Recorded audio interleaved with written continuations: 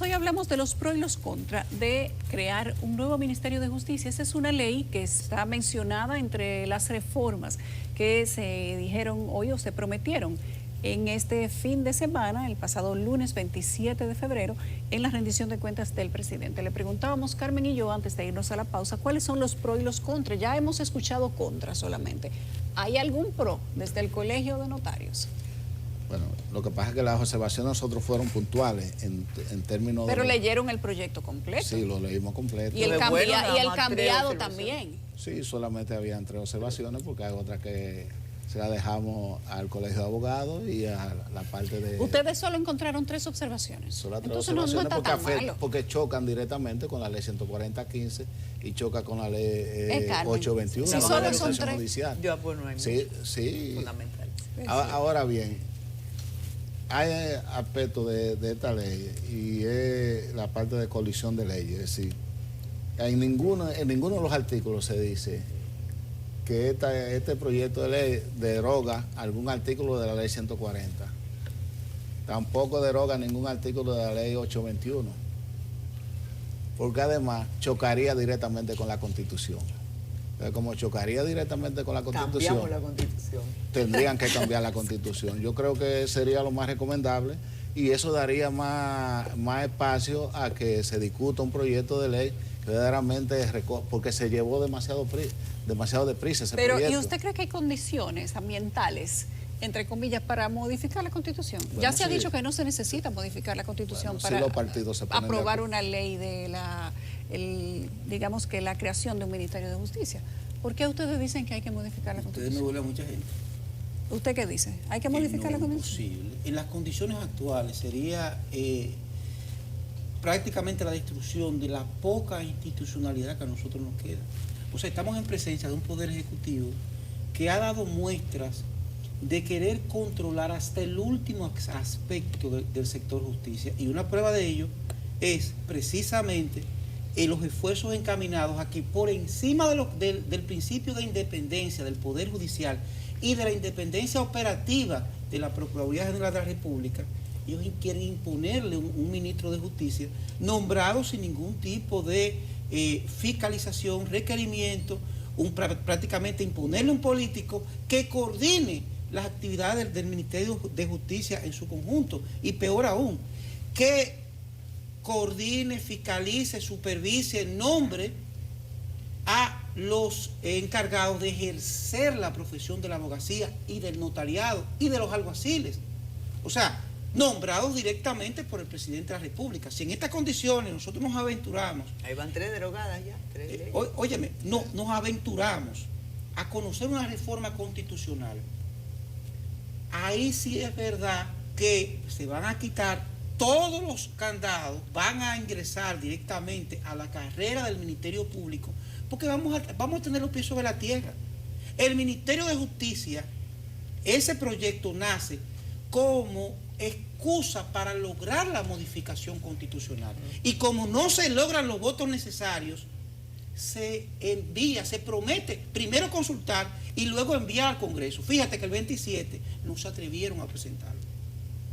El presidente no lo presentó, a contrapelo de sus promesas anteriores.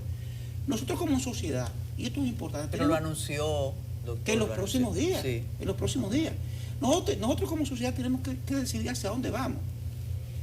Porque real y efectivamente, si nosotros vamos al caos, a la destrucción, como si un gobierno permaneciera para siempre, y como si los gobiernos no fueran por un periodo determinado, pues lamentablemente vamos a llegar a situaciones muy lamentables donde se va a imponer, en primer lugar, y destruir lo poco que nosotros hemos logrado, porque eso es solamente la punta del iceberg de las pretensiones del Poder Ejecutivo que están plasmadas en ese proyecto. Nosotros tenemos, el tiempo parece que ha volado, son las 10:57 de la noche. Tenemos, Carmen y yo entre señas nos ponemos de acuerdo entre nosotras. Sí. Yo creo que 1 minuto a cada uno sería interesante para saber qué ustedes podrían decirle a la Consultoría Jurídica del Poder Ejecutivo, ¿verdad, Carmen?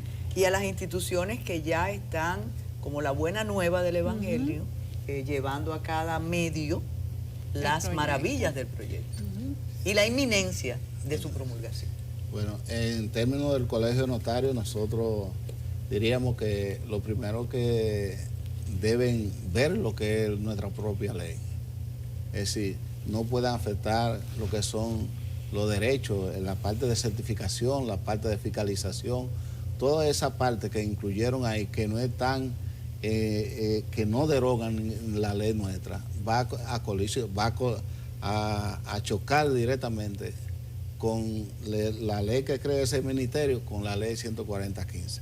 Nosotros entendemos que eso hay que armonizarlo, que tenemos tiempo suficiente, que debe ser debatido más a profundo, si tenemos que buscar consultores y ver lo que es el derecho comparado en términos de cómo eso ha funcionado en otros países, porque aquí cada vez que hacemos una ley buscamos lo que tiene que ver con el derecho comparado y vemos las bondades y las dificultades que se han presentado en cada uno de esos países en el cual se ha creado el Ministerio de Justicia, y sobre esa base entonces hacer un proyecto consensuado y que todos estemos de acuerdo con eso y que no sea un proyecto de subrogación de funciones de otras instituciones del Estado. ¿Qué dice el doctor Hernández? Bueno, lo que nosotros le podemos decir al Poder Ejecutivo y a todas las personas que de mala fe están proponiendo el proyecto de ley de creación del Ministerio de Justicia, que nosotros defenderemos la independencia, la poca independencia con que todavía goza tanto el Poder Judicial como la Procuraduría General de la República, que defenderemos en todos los escenarios lo que es la carrera del Ministerio Público, que defenderemos en todos los escenarios nuestras atribuciones legales de fiscalizar el ejercicio de la abogacía, y que el poder, por más largo, por más fuerte que se vea, tarde o temprano cede en las calles, mediante las acciones legales, mediante las acciones constitucionales.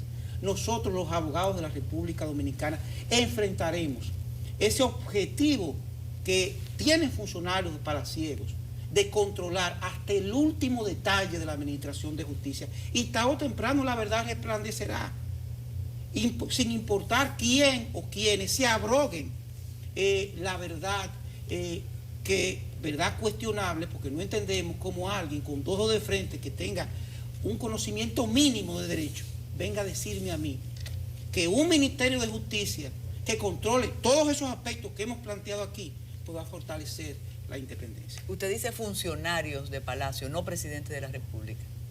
En definitiva, el beneficiario final va a ser el presidente de la República, a quien nosotros consideramos directamente responsable del desastre que se está generando a nivel institucional con iniciativas como esa.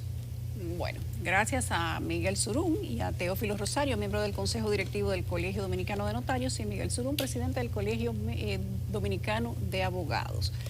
Carmen, Inver y yo nos despedimos. Yo creo que no quedaron más preguntas que respuestas, doña Carmen. Sí, sí, es así. Pero ahora, una hora más fuera del aire. Gracias a la doctora Carmen Inver Brugal, también nuestra importante panelista de todos los miércoles.